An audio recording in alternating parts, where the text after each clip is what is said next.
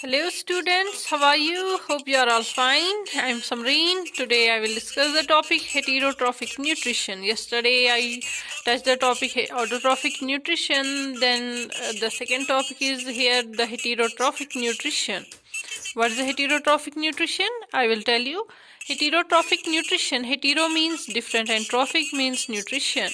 It is a kind of nutrition in which the organisms derive energy from the intake and digestion of organic substances prepared by autotrophs and other organic sources. That means it is that kind of nutrition in which organism derive energy हमारे पहले मैं आपको एक बात बोलूँगी जो हम food खाते हैं what is the purpose of eating food the food gives us energy and help us to grow energy हमारा मेन मकसद है कि हमें फूड खाने का मकसद है कि पहले है कि हमें एनर्जी मिले एनर्जी हमें तब तक नहीं मिलती है जब तक ना वो फूड डाइजेस्ट हो वो एब्जॉर्ब हो हमारी बॉडी में तो पहले क्या होता है जो माउथ है माउथ से डाइजेशन ऑफ कार्बोहाइड्रेट स्टार्ट होता है कार्बोहाइड्रेट्स हमें डिटेल में पढ़ना है डाइजेशन उनकी तो वो हम नेक्स्ट टॉपिक उठाएंगे उसका फिलहाल मैं यहाँ पे थोड़ा सा बोलूँगी ये ज़रूरी यहाँ पे बोलना है कि डाइजेशन जो स्टार्ट होती है स्टूडेंट्स वो माउथ में होती है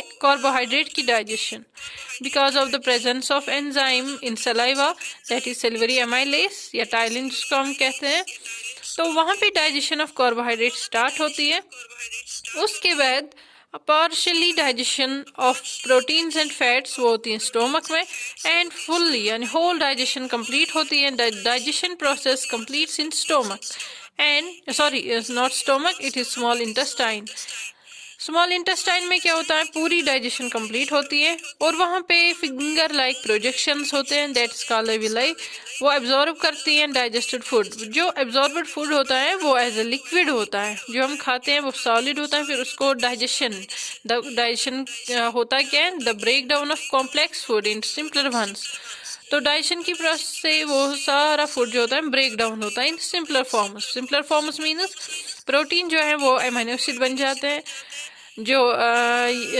कार्बोहाइड्रेट हैं वो शुगर्स सिंपल शुगर्स बन जाते हैं एंड जो फैट हैं वो कन्वर्ट होते हैं फैटी एसिड एंड ग्लाइसरॉल में वो हम इंशाल्लाह आगे टॉपिक्स में पढ़ेंगे उसके बाद वो एब्जॉर्ब होता है एब्जॉर्ब के बाद हमें एक चीज़ है इसमें रेस्पिरेशन आपने 7th में पढ़ा होगा रेस्पिरेशन होता क्या है फूड के साथ ऑक्सीजन मिलना ताकि वहाँ से एनर्जी मिले फूड के साथ जब ऑक्सीजन मिलता है वहाँ पे एनर्जी मिलती है तब भी हमारे फूड का यूज़ मतलब फूड हम इसलिए खाते हैं ताकि एनर्जी मिले जब हम ऑक्सीजन रेस्पिरेशन हमारी पूरी कंप्लीट हो डाइजेशन भी कंप्लीट हो उसके बाद हमें एनर्जी मिलती है और हम जो खाना है ये हम खुद नहीं बनाते हैं या खुद नहीं जैसे प्लांट्स हैं वो खुद प्रिपेयर करते हैं नहीं हमें यहाँ पे फूड ढूंढना पड़ता है we have to search it from going from one place to another उसके बाद यानी जो है हेटेरोट्रॉफ्स हैं ये अपना खाना खुद नहीं बनाते हैं हम डिपेंडेंट हैं डायरेक्टली और indirectly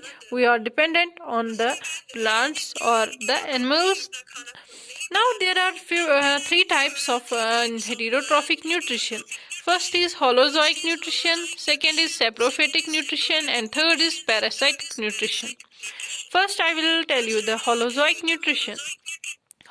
nutrition means intake of solid food जो हम हैं जैसे एनिमल्स हैं या ह्यूमंस हैं या एक और ग्रुप है उसको कहते हैं इंसेक्टिवोरस प्लांट्स हम जो है हम सीधे खाना मतलब सॉलिड फूड जो है वो हम सीधे मुंह में भरते हैं ना कि हम खाली लिक्विड खाते हैं क्योंकि अल्लाह ताला ने हमें डाइजेस्टिव सिस्टम बनाया है पूरी तरह सर्कुलेटरी सिस्टम डाइजेस्टिव सिस्टम सारे जो सिस्टम्स हैं वो अच्छे से बनाए हैं ताकि जो सॉलिड फूड है वो ब्रेक डाउन हो जाए मैंने पहले भी बोला आपको तो इसीलिए हम सॉलिड फूड मुंह में भरते हैं which is then digested and absorbed into their bodies यानी फिर वो हमारी बॉडी में डाइजेस्ट होता है देन इट इज़ एब्जॉर्बड वो मैंने ऑलरेडी आपको बोला इसके बाद यहाँ पे एक और वर्ड है insectivorous plants what are insectivorous plants are those plants which eat insects plants जब ऑलरेडी ऑटोट्रॉफस है यानी वो अपना खाना खुद बनाते हैं तो ये क्यों वो प्लांट्स क्यों इंसेक्ट को खाते हैं उनको क्या ज़रूरत है वो इंसेक्ट को खाए हमें पता है कि जो मतलब नाइट्रोजन है वो 78% हमारे एयर में है। तो एयर में 78% नाइट्रोजन होने के बावजूद भी प्लांट यूजेबल फॉर्म में उसको नहीं कन्वर्ट कर सकता जब तक न उसको, या तो राइजोबियम बैक्टीरिया, आपने एर्थ में पढ़ा ही होगा, राइजोबियम बैक्टीरिया होता है वो कन्वर्ट नहीं करता है, वो कन्वर्ट करता है यूजेबल फॉर्म में, तब जाके प्लांट यूज कर सकता है। यानी प्लांट डायरेक्टली 78% नाइट्रोजन नहीं अपने अंदर जज्ब कर सकता है जब तक ना वो यूजेबल फॉर्म में बने। तो इंसेक्टिवोरस प्लांट्स को क्यों खाना पड़ता है? क्योंकि इंसेक्टिवोरस प्लांट्स जैसे Venus fly trap and the pitcher plant, इनको कुछ मिनरल्स की कमी होती है। जैसे नाइट्रोजन की बात मैं करूँगी, तो इसीलिए इनको इंसेक्ट खाने पड़ते हैं। इंसेक्ट में क्या होता है? इंसेक्ट में नाइट्रोजन होता है। मैं आपको स्टूडेंट्स एक बात बोलूँगी यहाँ पे, जो प्रोटीन्स हैं, प्रोटीन दरअसल बने होते हैं अमीनो एसिड से। अमीनो एसिड जो है उसकी फॉर्मूला है NH2, यानी उसमें नाइट्रोजन है। यानी जितनी भी हमारी सेल्स हैं, DNA, या जितनी भी हमारी बॉडी में सेल्स हैं, वो सारा बना होता है प्रोटीन से ऑलमोस्ट। तो प्रोटीन खुद किससे बने होते हैं? नाइट्रोजन से और हाइड्रोजन से, यानी अमीनो एसिड से। तो यहाँ पे जो प्लांट है उसको भी नाइट्रोजन चाहिए। अब वहाँ ये प्लांट जो है ये कैसे उसको अल्लाह ताला ने क्या रखा है? ये एक पिक्चर प्लांट या वीनस फ्लाई ट्रैप है, उनको अल्लाह ताला ने एक लिड रखी है ढक्कन जैसा प्लांट के ऊपर। इंसेक्ट जब जाता है उधर बैठ जाता है तो ढक्कन खुल जाता है, तो उसके अंदर वो कीड़ा फंस जाता है उस प्लांट के अंदर, तो लिड बंद हो जाती है। उसके बाद क्या होता है कि उधर डाइजेस्टिव जूसेस होते हैं उसके प्लांट बॉडी में, ताकि वो सारा जो इंसेक्ट है वो डाइजेस्ट हो जाए और उसको एब्जॉर्ब्ड फूड वो फिर उसको in the form of soluble form में मिले। तो वो एब्जॉर्ब होता है वो एंड प्लांट जो है वो गेन करता है अपना न्यूट्रिएंट्स, जैसे यही कि नाइट्रोजन की बात मैंने यहाँ पे की। अब हम स्टूडेंट्स दूसरा यहाँ पे saprophytic nutrition. Saprophytic means those ये सॉलिड फूड नहीं खा सकते हैं because they lack the proper digestive systems. They feed on dead and decaying matter including bacteria, fungi which digest the food externally before the nutrients are absorbed.